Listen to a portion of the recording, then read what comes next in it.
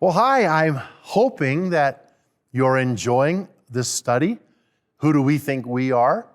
Today we're looking a little bit at this idea of God having a plan. It's kind of like the big picture. So I hope in your group and the people you're with, you can talk about, maybe start by going around a circle and saying, when was I surprised how something worked out that I didn't think was going to work out? And then you use the phrase like, well, when I look at the big picture, that's kind of what Paul's doing here in Ephesians chapter 3. He's giving the church in Ephesus a glimpse of this picture, of this big plan of God to come in and redeem the Jews, but also the Gentiles. Are you kidding me? This was an impossible task. So we're going to see, as we talk about this, Paul's model and how he kind of talks about this mysterious plan. And Paul's a part of this plan, and he knows it, and he acknowledged. And I guess I would just ask you to consider, what role do you play in the plan of God? The plan for your life and the plan for others. Talk about that, because Paul was a very important person to the church in Ephesus. Without him, we wouldn't have this letter, and we wouldn't have these encouraging words. The second thing is that his mission was to kind of explain the plan. He goes into this detail. You can read it starting at verse 6. Here's God's plan.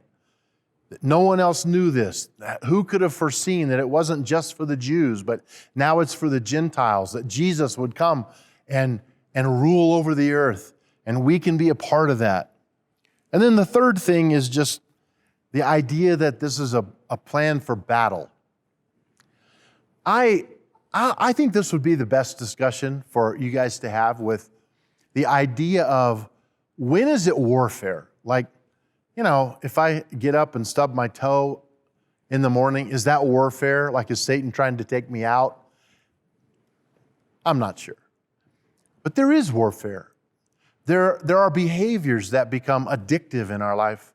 There are attitudes that get a grip on us and we can't shake it.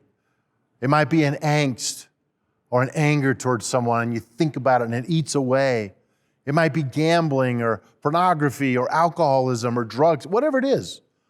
Talk about, how do you keep your life from letting that hook get in you? I don't know if you've ever been fishing. Well, what you should do, you should tell your best fishing story. Just go around the circle. And if people in your group haven't gone fishing, figure out the right discipline for them, all right? Fourth thing,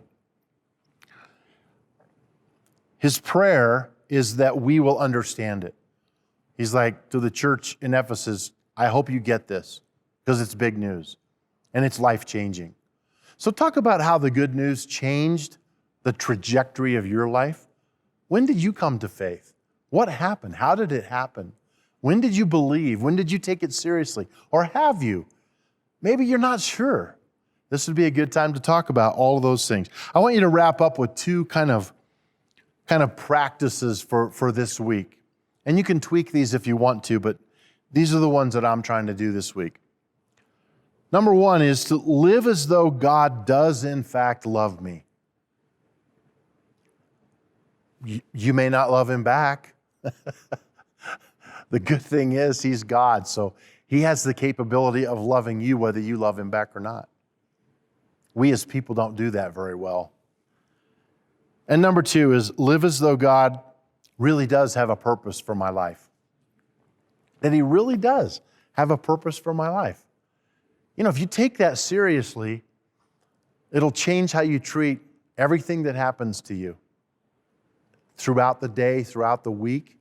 And don't forget to step back and look at the big picture, because God is at work in you. Talk about that. How is he at work in you? Have fun, you guys. God bless you. Thanks for hooking up and talking about all this. Have a great day.